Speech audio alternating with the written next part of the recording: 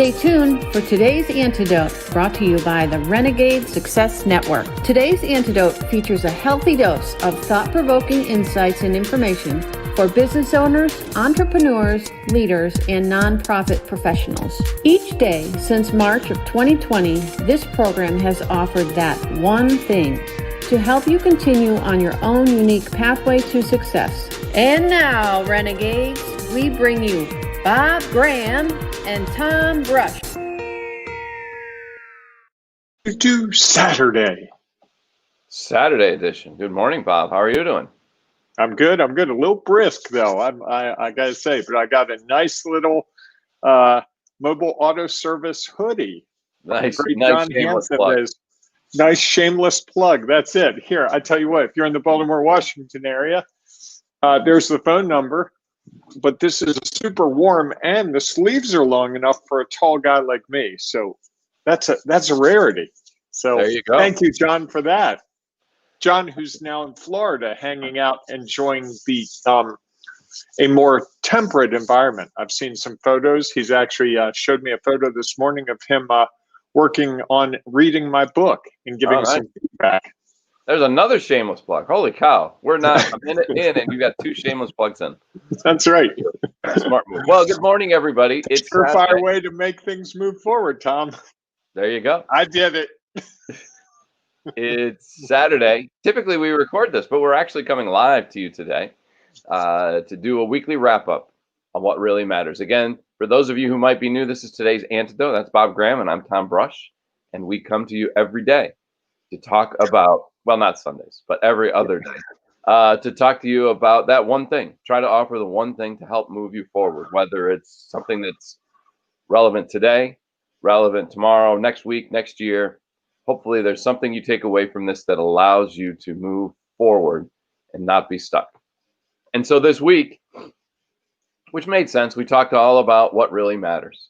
And, we sort of talked about the difference between what matters to us on Monday. On Tuesday, then we talked about what matters to your audience and how sometimes those two things are not congruent. And then we talked about a little bit how to prioritize, which is a challenge. One of our viewers actually Tuesday morning asked, all right, well, how do we prioritize what really matters? Which was great. Then we talked about sharing it. And finally, yesterday, we talked about celebrating it and the value of making sure that we celebrate whatever those steps are that we take to help us continue to move forward along our pathway to success.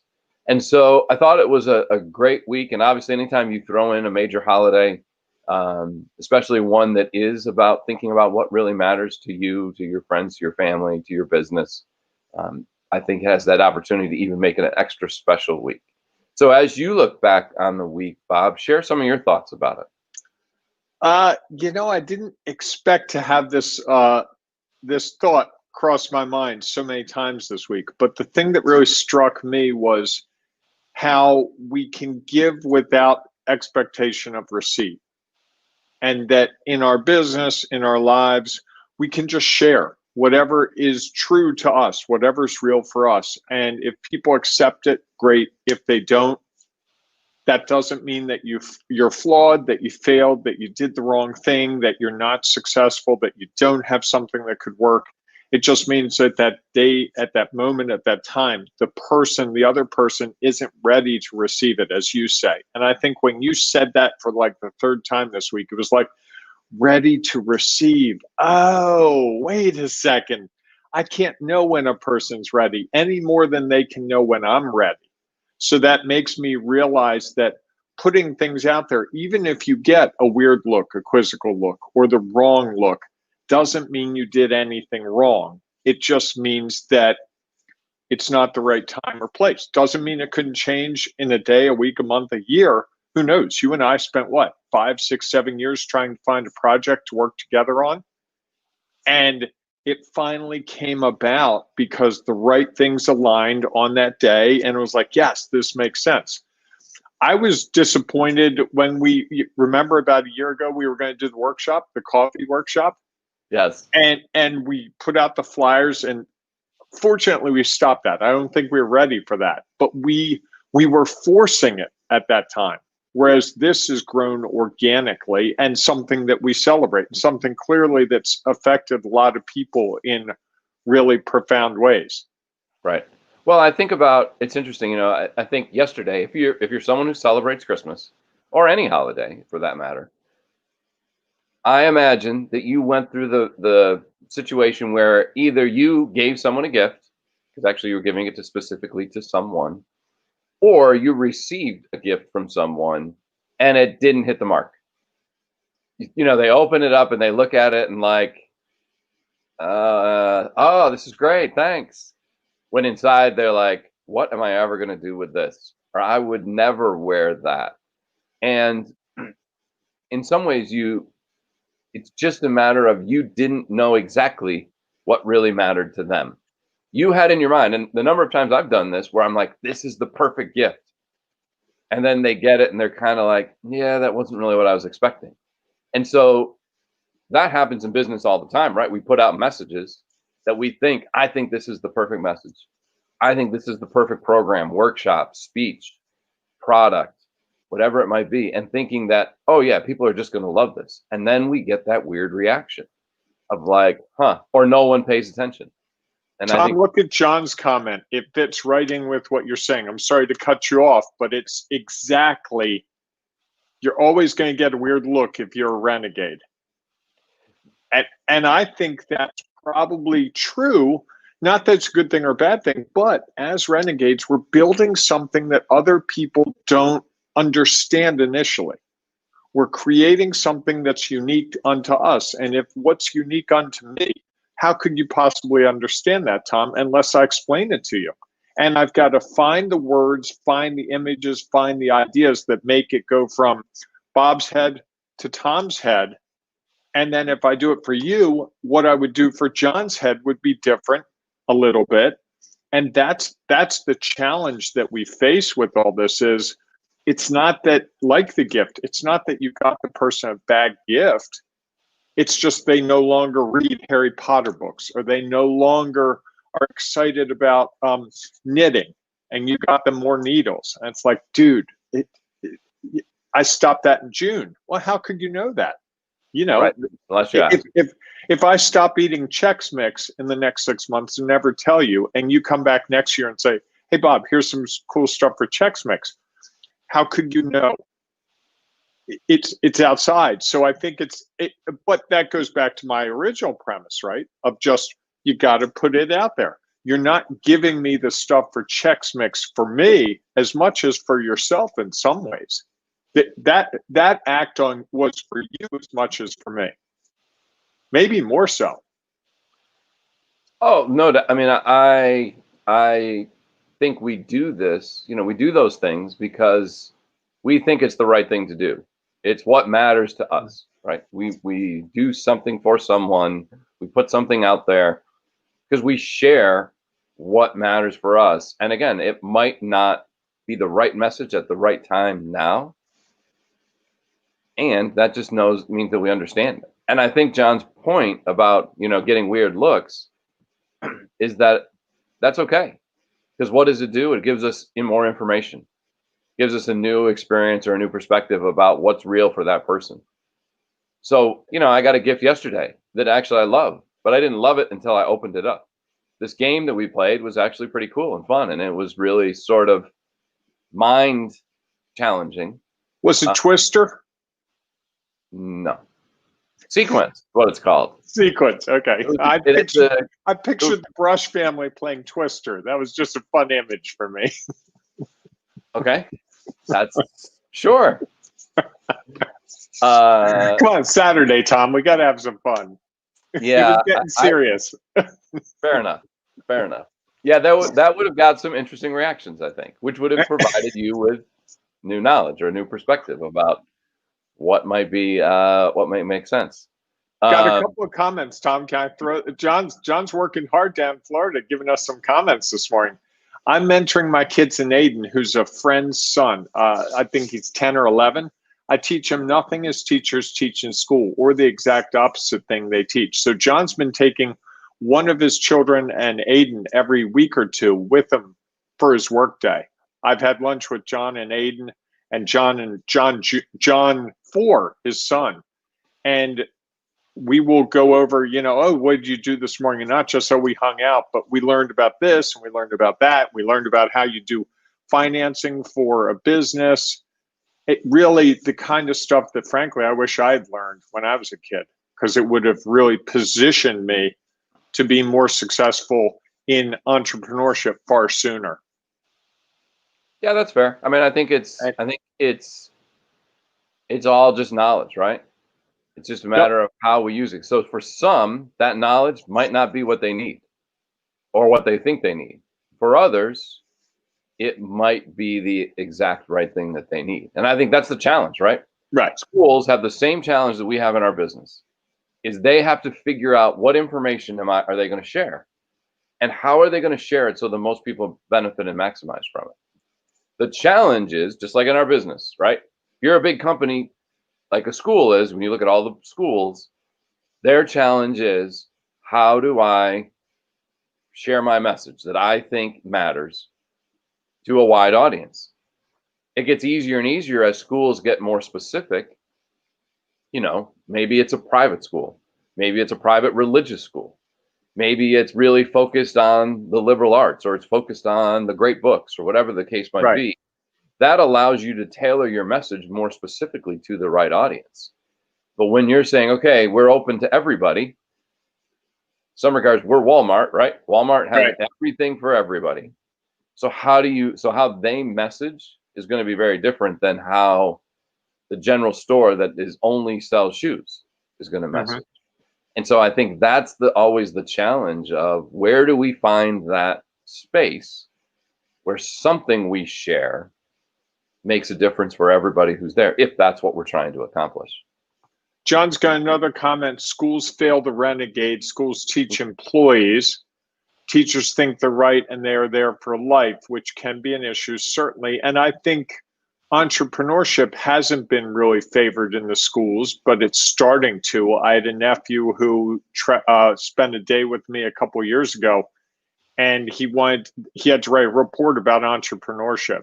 And it was funny because his feedback to me was, you drive a lot and you have to talk a lot. That's now he's an introvert. So, but it was funny to just hear that feedback, because we drove all around Baltimore because we went to 3 of my different clients. And then he also said, they really like you.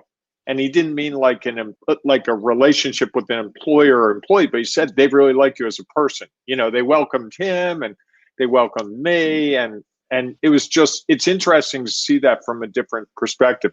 And Tom, John asked has one more comment. Just so we're clear, I gave John a gift. So you're slacking. Well, I think mine must be lost in the mail. I've had real issues with the mail I've sent out that hasn't arrived. Okay. So I would imagine it'll probably get there about the time John gets back from vacation. I see what's going on here. So, it's just one of those things. I think it's funny. So what's your big takeaway for the week, Tom, in terms of what did you uncover or discover that you weren't expecting? Yeah, I don't know. I'm still thinking about that. I think that it's one of those things that just being reminded that just because it really matters to us doesn't mean it really matters to somebody else. And I think sometimes we get lost in that. It goes back to what we think is right, not real. And it can be easy to forget that what really matters to me, which is critically, vitally important to who I am and what makes me up, doesn't necessarily mean that's critically important to somebody else. And I think so often we forget that, and we try to tell them that we're right and that they're wrong, rather than just understanding that this is just what's real for everyone. Someone posted on LinkedIn, and I think maybe this is what brought it home, about how to have or how to not have difficult conversations at dinner or at the holidays. You get together with family who all have what's real for them is all different. And of course, there are the opportunities that potentially you could have difficult conversations or upsetting conversations. because we look at what's right. And too often we share things like we're right. Not that just that's what's real for me. This is what my experience, knowledge, and perspective has brought me, and I'm sharing it. Now, what I might find is that as I share it, there are others who don't agree, and that might influence who I am. And so I just think it's really helpful for us to consider that what really matters for us isn't necessarily what really matters for somebody else. It's funny you say that, Tom, because yesterday after we did our broadcast, because we did it live, I was having breakfast with my wife, and she said, "Hey, did anyone pay attention this morning?" And I said, "Didn't really matter." And I said, "This was for Tom and me. It was something we gave each other and something that we wanted to do, and it meant a lot to me just to be there with Tom." I said, "I don't think anyone paid attention. I don't really care." And it was interesting because that's not how I've operated in my life up to this point. And her reaction kind of demonstrated that, like, whoa, that's not like you. I mean, I'm the person who put wind chimes out in my backyard, and I'm worried now I can hear them in the background. I'm worried that I'm waking the neighbors. I love the wind chimes, but if someone came over and said, "Dude, they're really annoying me," I'd be like, "I'm so sorry." And I'd take them down and never use them again. And I think we tend to do that. We expect things, we expect reactions. And I think yesterday I didn't expect anything except to have 20 minutes on Christmas with you, which was a gift in and of itself.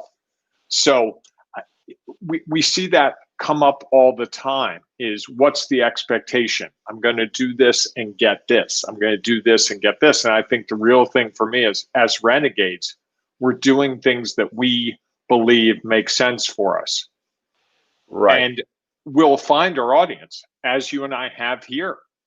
How many people have told us this won't work? Right. Well, here's the thing, I think, is that she was asking you to evaluate something you did in the moment. Mm-hmm. Right? And at the time, you could go by, okay, well, when we turned it on and we did this, there weren't many comments or any, and it didn't look like many people were watching.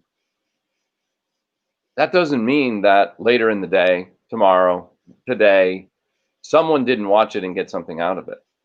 And so that Or we got something out of it. correct. And that someone might put a comment on there about how valuable it was tomorrow. So if we took an evaluation at that snapshot, we would say, well, you know what, at least Susie, benefited from it. And 6 other people watched it. So maybe they took something away from it. I think what happens is we make those evaluations at a moment when we don't have all the information. Like I was talking to a client about this, events for the nonprofit world is a big thing. And they typically are making an evaluation on the success, or that other word, of an event. I see what you didn't do there. Thanks. Immediately after the event, like, okay, all the money is in, we've tallied it, this is what the result was. Well, what happens if someone who shows up at that event had a great time, gets more connected, becomes a volunteer, makes their first gift 8 weeks later, 4 years down the road, joins your board, and a year after that makes a huge gift to your organization? Do people say, well, that person really came from that event, and we should go back and tally what the results of that event were? The result were that this person got connected, and it led to a 6-figure gift. Do we count that? Do we go back and count it in those totals? And I think that's the challenge, is we're always making snapshot evaluations on the results of things rather than just saying it's out there. Let's see as we go along whether that had impact on anyone, whether it really mattered to somebody else. I think you're absolutely right, Tom, and we see that in business all the time. You do an advertising campaign and you run Facebook ads over the weekend, and you expect people, how many people clicked. They may have clicked that day. They may not click that day. They may not even show up. Someone might mention, it's like, oh, I remember that. Oh, and they don't go, oh, 7 months, 3 days, 4 hours ago, I remember clicking on a link and being dissatisfied, but suddenly today it makes sense to me. we don't get that diagnostic. I think that's a really good insight. And also, as we talk about what matters, if I'm doing what matters to me and it's what I believe and what's true to me, the world will find me. The people, I will find the right people, I think, and it'll align, and I'll start to shift it the way it needs to be shifted. At least that's my hope. No, I would agree. You put out what's real for you. And along the way, you get reactions, or you don't, which is a reaction. And that influence is what becomes real. So if you don't get any reaction, you're like, maybe I need to shift it. Doesn't mean that those people who initially saw it and didn't act right away aren't getting something from it. Just means that they haven't reacted in the way you wanted them to. So maybe you need to do things a little bit differently. I just think that it's, as we share what really matters, don't always worry that there's going to be an immediate reaction to it, or the reaction is going to be what you're expecting. That it may not come until the person opens up and plays the game, that they say, wow, that actually was a great gift. Not like, why the heck did they get me this gift? This is interesting. And I think so often we are become an instant gratification society. I want it, I got it. Okay, if somebody didn't get it for me, I'm going to go get it myself, rather than waiting to see how it fits into who and what we are in a longer term. Well, Tom, we got to wrap this up because I am craving Chex Mix, and I'm going to make Chex Mix a different way today. Usually you bake it in the oven, but I found an Instant Pot recipe. Wow. So I'm going to take it to a whole different level. Yeah. Excellent. Real excited about that. So, all right. Go ahead. I was going to say, thanks everyone for joining us on this weekend wrap-up edition of today's Antidote. If you are not a member of our Ring of Renegades Saturday edition, if you're not a member of our Ring of Renegades Facebook group, where conversations like this and others, helping business leaders, entrepreneurs, business owners, nonprofit organizations, just everyday people move forward in what they're trying to accomplish, go to Facebook, search for Ring of Renegades. Not fake book. Not fake book. Yes, that other one. Search for Ring of Renegades. It's a private group, so you can feel that there is a safe space. And you just have to ask to join us. Tell us why you're a renegade, and you can become a part of this discussion and others as we move forward. We hope that you have a great holiday weekend. We hope that whether you're working next week or not, you will still either join us in the Ring of Renegades Facebook group or catch us at 8 a.m. Eastern Time every weekday morning and Saturday for the next edition of today's Antidote. Here is some more information about that Facebook group. I hope to see you there. Have a great rest of your day, Bob. You too, Tom. Bye, everyone. Carving your own path is tough. You want and need a community to offer you insights and advice, share inspiration, provide support, and save you time and money. But where do you find all that? Here's the easy answer: the Ring of Renegades Facebook group, where leaders, entrepreneurs, and business owners identify their next steps. Here's some of what you will find at the Ring of Renegades Facebook group.